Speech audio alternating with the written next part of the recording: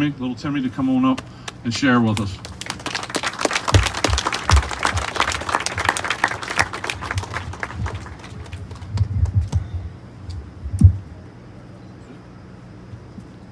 Hello, everybody. I am Timmy, like he said, and welcome to the 2018 Tri-County Memory Walk. Woo!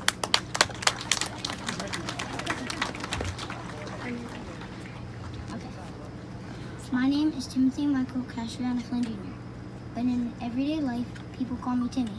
I am 9 years old. I was born at the Calvert Memorial Hospital. My parents are Jessica Marie Belosi Molinax and Michael Jason Molinax, and my father is Timothy Michael Castriana Flynn Sr., but you will know them as my mom, my dad Jason, and my dad. My grandparents are Grace Belosi Mitchell, my Gigi, Rita and Michael Flynn Sr., or my Mima and Granddad. Along with coming from a really big family, I became an older brother not too long ago to Marcello Michael Belosi Molinax.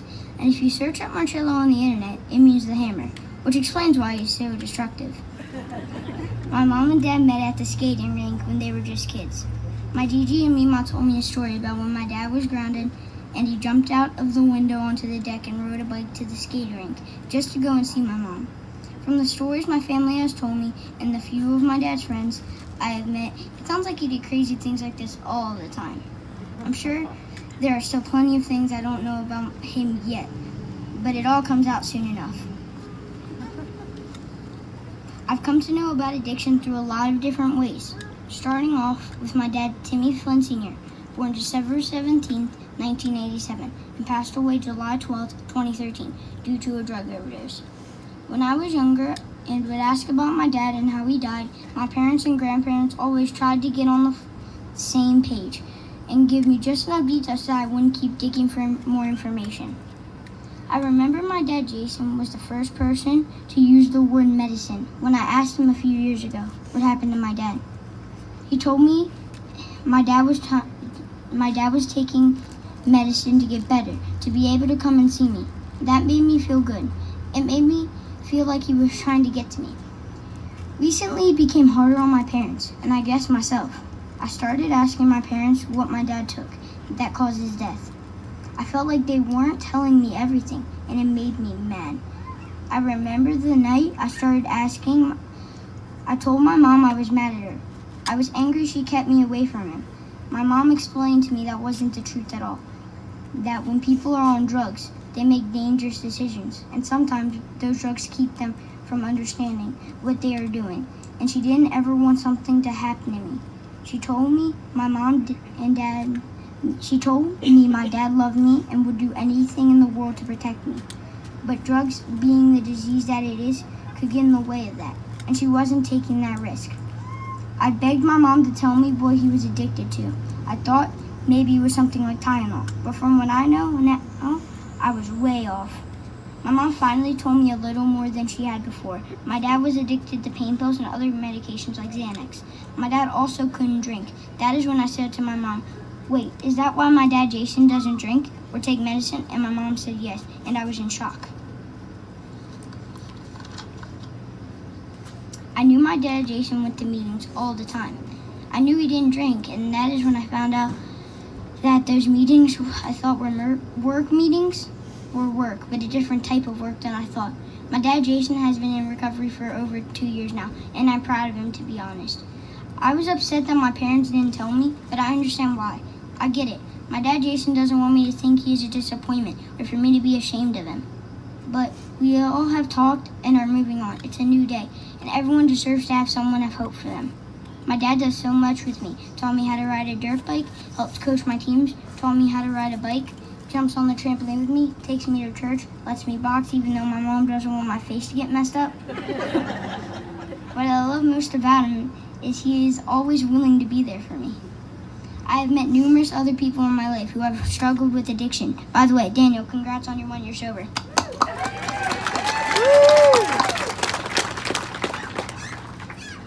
relatives on both sides of my family, other kids my age, even some of my cousins, have seen their parents do the wrong thing because of drugs. My cousin Tony and I have talked about this problem before, and how it makes us both feel horrible. I've been worried about him so many times when he doesn't live with us.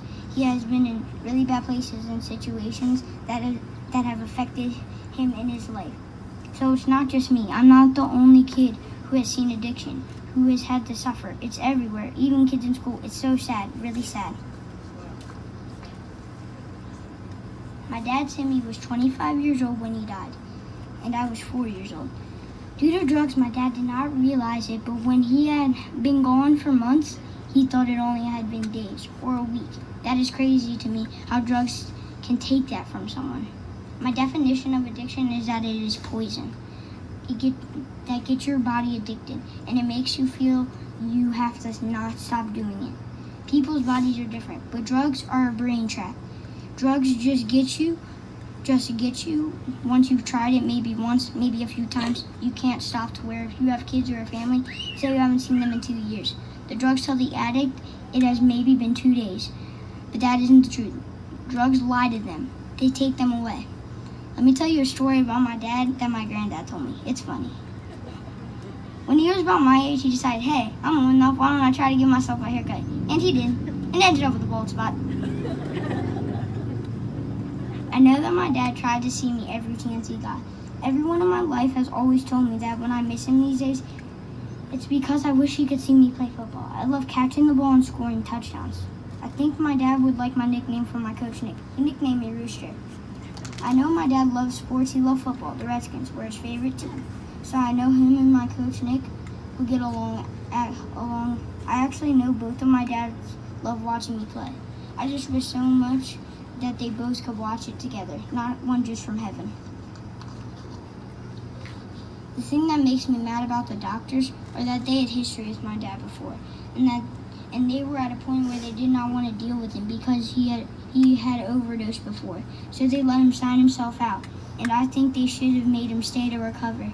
People treat people on drugs like they don't matter. They do matter. Everyone on the wall matters to someone. At least I hope they do. I also don't feel cops have done their best to put people who sell drugs in prison or to help them either, because let's face it, all people need help. No one is perfect. Even though my dad made horrible choices, he did drugs, and that upsets me. I think he did all the drugs so he could forget missing all of my things as I was growing up. And there could have been another way for him to stop doing drugs. He needed help. My dad had dreams he wanted to become a counselor and help young kids that started using drugs to stop and find other ways to be okay. I feel like he would have been good at that. My mom does stuff like that now. She just graduated in social work, so she helps people addicted to drugs get help. She says she loves it. I wonder, out of 7 billion people in the world, why wasn't my dad that had to die? Why did my dad get addicted to drugs? These are questions I think I have to leave unanswered, because the only person who has that answer is God. My family always says God took my dad so he could never miss another thing I did, so he could watch me from heaven where he is safe. But still, sometimes I just wish he was down here to talk to. When I was born, my mom wanted to name me Giovanni. My dad wanted to name me Timmy Jr. after him. Well, for the first 5 days of my life, I didn't have a name. My granddad called me P. Diddy. I guess that guy has changed his name a lot or something. Anyways, after 5 days, my mom finally got so annoyed with my dad begging her to name me after him. She said, fine, you can name him Timmy, but you better start doing everything in your life to make it a name. You should be proud of a name. He has to live up to it, so I was finally given my name. I know my mom and dad didn't know it, but then I know my mom and dad didn't know it then. But I am proud to be a son, and my mom loves my name. My name is biblical. I'm named after someone who was addicted to drugs, a guy who made bad decisions, a guy that causes me hurt without even realizing it, and yet I'm still proud to be his son. I'm still proud of all of my parents and what they have done and continue to do for me. I know my dad watches me in heaven. Trust me, I do. He sends me signs when he knows I am struggling with missing him. My mom and my dad, Jason, said I always used to sit in my room and carry on a conversation with someone. They always believed it was my dad. He is there, and I know it. When I asked to do this, I was a little worried. I can get shy.